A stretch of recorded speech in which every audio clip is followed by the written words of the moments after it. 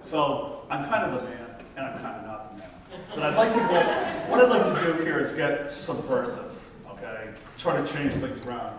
And talk about how to build your own satellite internet in 5 minutes. And this is an undertaking that was impossible perhaps 10 years ago.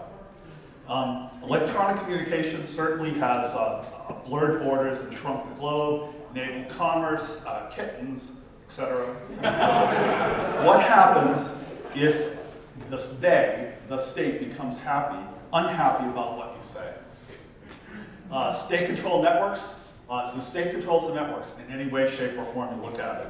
They control the fiber, the routers, the switches, DNS, and BGP. They can disrupt Tor traffic. This is a chart from traffic to Egypt and what happened on that particular day. When this happens, it's a paste bin thing also around that time for Egypt. What happens when the internet goes away? We have a whole list of ways of subverting the internet, a way of getting around the fact that it's gone. Okay? And even the information to circumvent the problems is gone. However, space, bless its heart, is unregulated.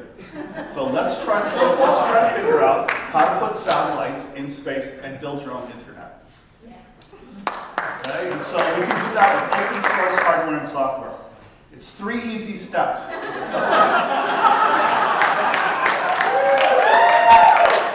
Design, build, and launch your own satellite, build a ground station, and tweet. That's it. 3 steps.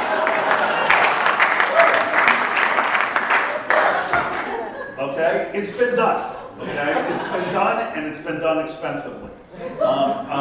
This is an old map of the low Earth orbiting satellite. Iridium, which is a commercial service, which was a massive bankruptcy in the 90s.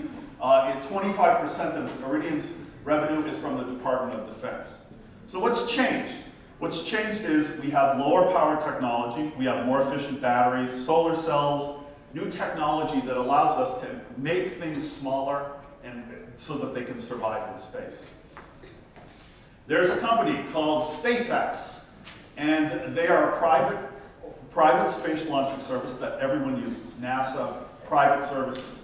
And if you have $10 million, you can launch 1 ton of stuff into space. Okay? Carmen Dia, for example.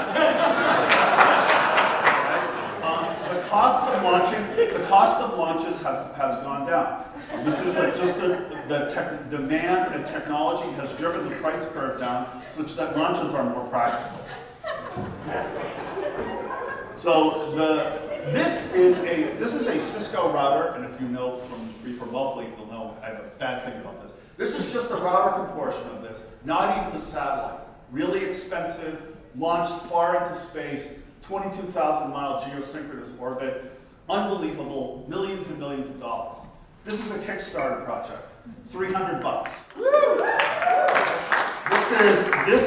It has no battery, it runs off solar cells, and it will fall back to Earth in 3 weeks. And this guy wants to launch hundreds of them into space. Okay? This is another satellite project called TubeSat. TubeSat, you buy a kit. You launch your own satellite. It costs $8,000, and launch is included in the $8,000. And don't forget to pay your state taxes. This is another satellite. This is a 4x4, 10 cubic centimeter satellite format. It has enough power and it support enough weight for a MacBook Air can fit inside this. There's about 50 of them launched. There's 50 of them planned.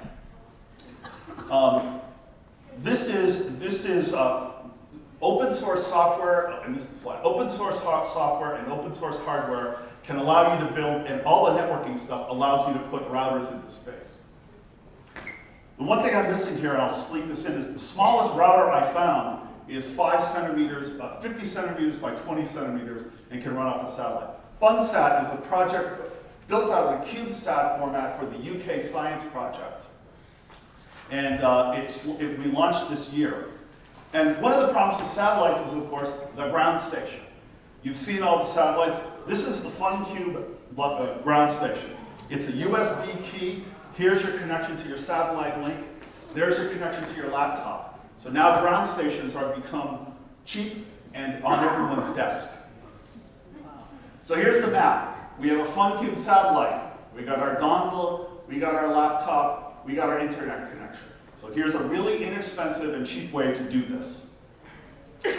Finally, FunCube also supports, next slide, FunCube also has a little feature built into it that allows you to upload Twitter messages to it. And as the FunCubes circle the Earth, they'll broadcast the Twitter message out that you can receive on your laptop. So here's a way of getting tweets without using the internet from space.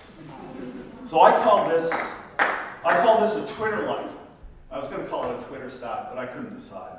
And so for a reasonable Kickstarter project price, you can launch your own satellite that truly remains off the grid.